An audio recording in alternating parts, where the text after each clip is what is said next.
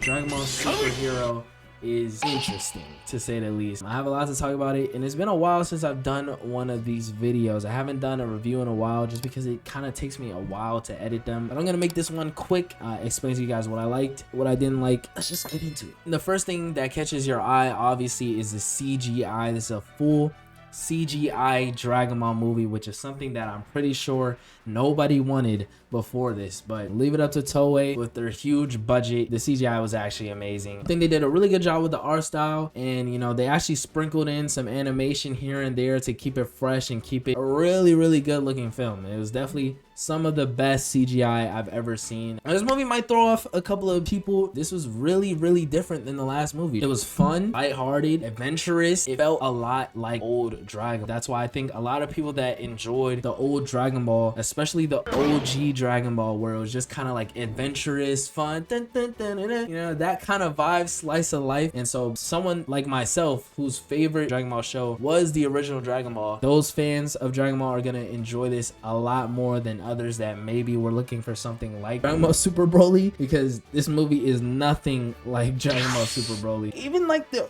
old Dragon Ball Z, like the original Dragon Ball Z, like the filler episodes, it kind of felt just like that. There was a lot of wacky, fun characters introduced and even brought back. Had really good comedy. I saw myself laughing out loud at the theaters, clapping. It was just a really fun, entertaining time. The opening sequence was a little long, but it was super fun. We had Piccolo, of all characters, have like the most shine in the movie by far, even more than Gohan, who I think was supposed to be the main character of the movie. So many great moments, and just love for the character was shown throughout. So all the Piccolo fans are gonna love this. It was a really good return of form for Dragon Ball. It felt like just really adventurous character that was really turned into just like Gohan's slave. We still saw that in this movie. We saw him get to do something. Dragon Ball gets a lot of hate for the fact that it forgot about its other characters, the other Z fighters. We didn't see all of them, but we got one of them, and that's something. It's fun that you can tell that the character is kind of just treating this like a little mini adventure, because the threat wasn't as catastrophic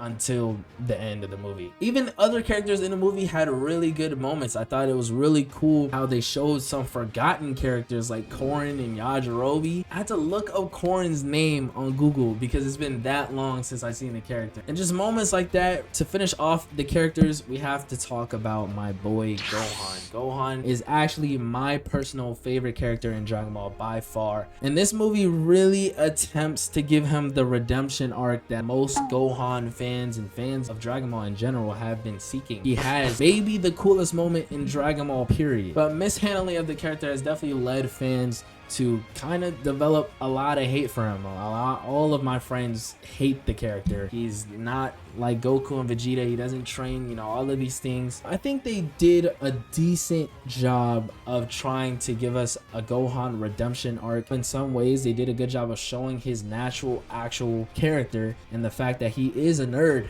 bro. He is a nerd. He just father now, and he just doesn't have the same passion for fighting and getting stronger that Goku and Vegeta have. He's not a full Saiyan, he's a half Saiyan, and I think they did a good job of showing that while also giving him a lot of cool moments, and you know, bringing him back up to his former levels of strength and way beyond. The last time they tried to do this was in Dragon Ball Super the show. They tried to give him a quick 2-episode redemption arc in which they brought him back to being on par with the likes of Goku and others in the Tournament of Power, which I thought was really rushed. But the reason I'm not as mad at it this time is because I feel like they kind of made it obvious that they just don't want to do that. They don't want to give us like a well-structured redemption character arc for Gohan. They kind of just, you know, yep, he taps back in his former strength, and yep, he gets a new form. I'm definitely not mad at the power scaling side of things. I know a lot of people are gonna be mad at that, but you know, at this point, it's Dragon Ball. Characters get new forms all the time, especially Saiyans. They kind of just magically, you know, new color, new form, new strength, especially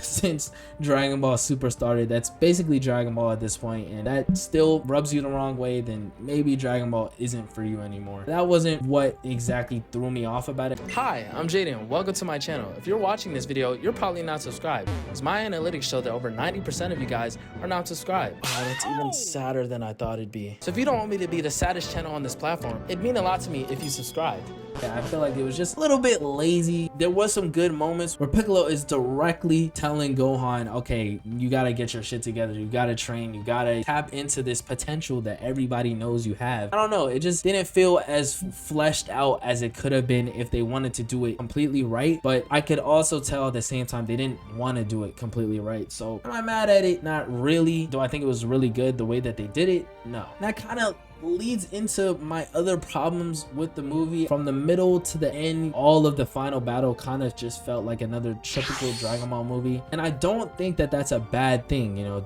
typical Dragon Ball movies is what we're used to. It's weird because the beginning to middle felt so different, but at the same time it's just like old Dragon Ball. So I don't know, I felt like the two, like the beginning to middle and then the middle to end, they just didn't mesh very well. It's weird. I don't know, the beginning felt like a slice of life, you know, fun old Dragon Ball movie, dun, dun, dun, dun, dun, you know, and then the end kind of felt like typical Dragon Ball final battle. I don't know, it just didn't mesh as well as I think it could have been, and I think it drags a bit towards the end because of my main problem with the movie: the villains. The first two villains are really good, actually. 1 and 2, two androids that they created for the movie, and I love seeing the Red Ribbon Army return. Of course, they're really cool, and then they get redeemed towards the end. Ooh, really cool. But nonetheless, a problem that action movies usually are having so often these days: one too many villains. The final villain of the movie is Cell Max. This is a character that I really did not like. It didn't sit well with me at all. I didn't enjoy seeing him at all, and it just really threw me off when I saw him. The main reason I didn't like him is the same reasons that I don't like Bio Broly,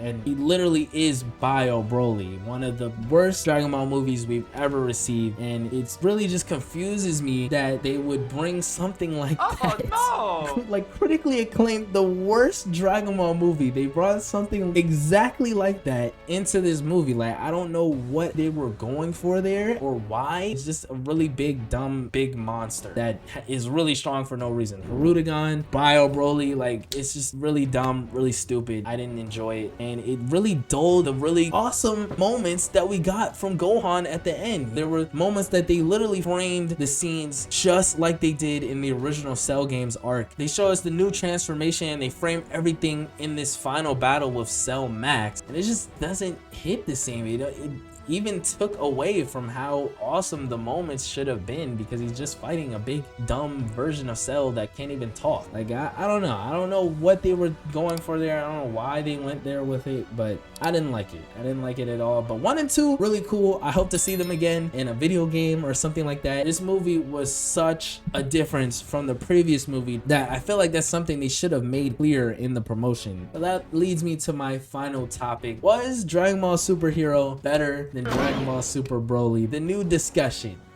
No, I personally think that this movie is great in a lot of ways. A really good return to form for Dragon Ball, and I think Broly does lack in a lot of ways that this movie does not lack and, you know, exceeds in. I think it actually has a better, well-written story. Broly is kind of just like a spectacle of animation and a really long fight. Basically, from the beginning of the movie to the end of the movie is just like a really long fight. But just for it simply being Dragon Ball, I gotta say that Broly is still the peak. Is just a spectacle in every way. It does remind you that it's definitely lacking in story value, but the things that Broly does well is just too well to say that this movie was better. It might be more enjoyable, but it's just not better overall. So yeah, this movie was really good, really fun, and I enjoyed it throughout. Didn't like the end in a lot of ways, but yeah, it just doesn't hit the same high points that Dragon Ball Super Broly hits. You know, I don't think that they'll ever beat Dragon Ball Super Broly, honestly. Dragon Ball Super Hero,